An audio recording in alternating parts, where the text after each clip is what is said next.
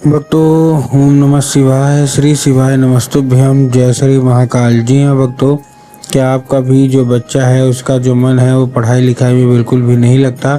आप लोग बहुत ज़्यादा परेशान हैं उसकी पढ़ाई को लेके कि आखिरकार हमारा जो बच्चा है वो पढ़ता क्यों नहीं है। जब भी आप कोशिश करते हैं उसको पढ़ाने बैठाने के लिए कि पढ़े लिखे हमारा बच्चा आगे बढ़े, तो कहीं वो घूमने चला जाएगा, कहीं खेलने चला जाएगा, कहीं कुछ करेगा, कहीं कुछ, लेकिन पढ़ेगा बस बिल्कुल भी नहीं।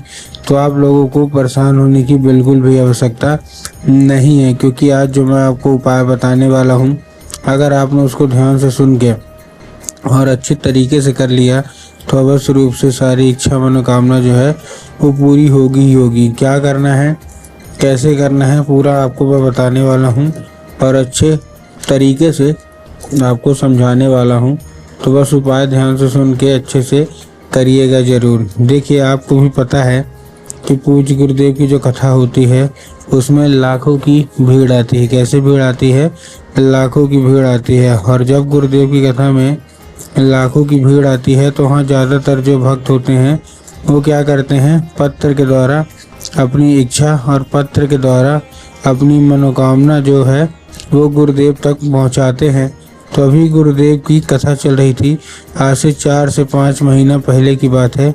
गुरुदेव की कथा चल रही थी और गुरुदेव की कथा में लाखों की भीड़ आई। अब जब गुरुदेव की कथा में लाखों की भीड़ आई तो वहाँ ज़्यादातर जो भक्त थे उन्होंने क्या किया, पत्र के द्वारा अपनी इच्छा और पत्र के द्वारा अपनी मनोकामना जो थी वो गुरुदेव तक पहुँचाई।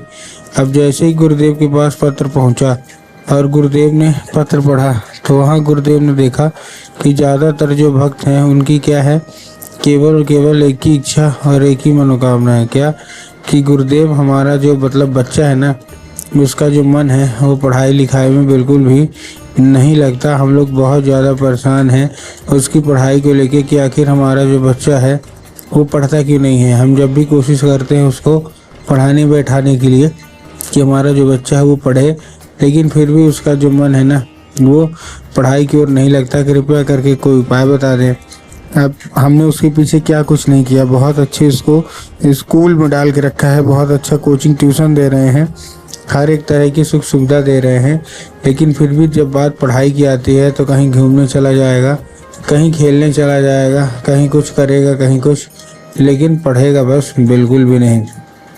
अब जैसे ही गुरुदेव ने ये देखा तब गुरुदेव ने 2 से 3 उपाय बताए और कहा केवल ये उपाय कर लेना, तुम्हारा जो भी बच्चा ये उपाय करना।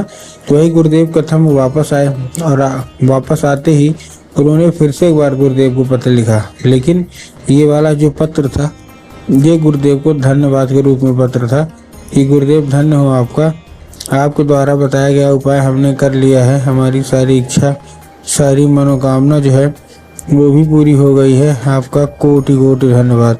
तो देखिए, जो लोग भी मेरी आवाज़ अभी सुन रहे हैं ना, अगर आपको भी जानना है कि आखिर ऐसा कौन सा उपाय है जिसको करने मात्र से इच्छा मनोकामना जो है वो पूरी हो जाती है, तो चलिए हम बताते हैं आपको आज की इस वीडियो के माध्यम से कि आपको करना क्या है। तो बस उपाय ध्यान से सुन के अच्छे से करिएगा ज़रूर। लेकिन उसके पहले चैनल पे अगर पहली बार आए हैं और आवाज़ मेरी पहली बार सुन रहे हैं तो वीडियो को लाइक करके चैनल को सब्सक्राइब भी कर लीजिए, ताकि पूजनीय पंडित प्रदीप जी मिश्रा के रोज़ नए नए उपाय जो कि मैं उनकी कथा से सुनता हूँ, श्रवण करता हूँ, सबसे पहले मैं आपको प्राप्त करा सकूँ। ठीक, तो देखिए जो लोग, ठीक ना, तो जो हमारा सबसे पहला उपाय है, इस उपाय में आपको करना क्या है।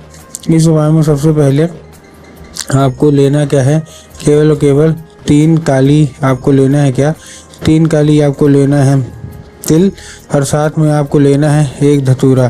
क्या लेना है, साथ में आपको एक धतूरा लेना है। तो 3 काली तिल ले लिए, साथ में आपने एक धतूरा ले लिया। लेने के बाद आपको करना क्या है, जैसे आपने लिया, लेने के बाद आपको पहुंच जाना है कहाँ, सीधा शिव मंदिर। अब जैसे आप शिव मंदिर पहुंचेंगे, शिव मंदिर पहुंचने के बाद क्या करना है, दक्षिण दिशा में खड़े होना है और उत्तर की ओर अपना चेहरा कर लेना है। ठीक, अब दक्षिण और उत्तर में बहुत सारे लोग देखो कंफ्यूज भी होते हैं कि दक्षिण क्या है उत्तर क्या है, उनको थोड़ा साफ साफ बताए। तब गुरुदेव ने साफ साफ बताया है कि आप जिस भी शिव मंदिर जा रहे हैं उस शिव मंदिर का इधर साइड जलाधारी होगा, आपको अपना चेहरा उधर साइड करके खड़े हो जाना है। ठीक, खड़े हो गए। खड़े होने के बाद आपको करना क्या है, एक नाम लेके, कौन सा, महादेव का बहुत ही सुंदर सा नाम है श्रम्भेश्वर महादेव। तो आपको करना क्या है, आपको श्रम्भेश्वर महादेव का नाम लेके और उन्हीं का स्मरण करके आपको क्या कर देना है, चुपचाप क्या कर देना है, अर्पित कर देना है बस। पूज्य गुरुदेव कहते हैं कि अगर आपने ऐसा कर लिया तो अवश्य रूप से सारी इच्छा, सारी मनोकामना जो है वो पूरी हो जाएगी और आपका जो भी बच्चा है उसका जो मन है वो पढ़ाई लिखाई के लिए आकर्षित होगा ही होगा। ये था कौन सा हमारा, ये था हमारा पहला उपाय। अब हम चलते हैं अपने दूसरे उपाय की ओर। अब देखिए जो हमारा दूसरा उपाय है, इस उपाय में आपको करना क्या है, दूसरे उपाय में आपको सबसे पहले चाहिए क्या, दूसरे उपाय में आपको सबसे पहले एक लाल फूल चाहिए और लाल फूल के साथ साथ आपके घर में माता सरस्वती की फोटो या मूर्ति होना 3 बार। अगर आपके घर में माता सरस्वती की फोटो या मूर्ति है तब तो अच्छी बात है, लेकिन अगर आपके घर में माता सरस्वती की फोटो या मूर्ति नहीं है तो आपको बाजार जाना है, माता सरस्वती की फोटो या मूर्ति लाना है और घर में उनको स्थान दे देना है। ठीक, दे दिया स्थान देने के बाद शाम के वक्त में जब भी आपके घर में पूजा पाठ हो तो आपको जो लाल फूल है वो उठाना है, माता सरस्वती को अर्पित करके माता से उससे औषधि के रूप में मांगना है कि माता कृपया करके हमको इसको औषधि के रूप में प्रदान करिए। अब क्या होगा, अब ये औषधि का रूप ले लेगा। अब आपको करना क्या है, उसी मतलब रात जब आपका बच्चा अच्छे तरीके से खाना पीना खा के सो जाए तो आपको जो लाल फूल है वो उठाना है और अपने बच्चे के माथे पे 2 से 3 बार आपको क्या कर देना है, फेर देना है। पूज्य गुरुदेव कहते हैं कि अगर आपने ऐसा कर लिया तो अवश्य रूप से सारी इच्छा, सारी मनोकामना जो है वो पूरी होगी ही होगी और आपका बच्चा पढ़ाई की ओर आकर्षित होगा ही होगा।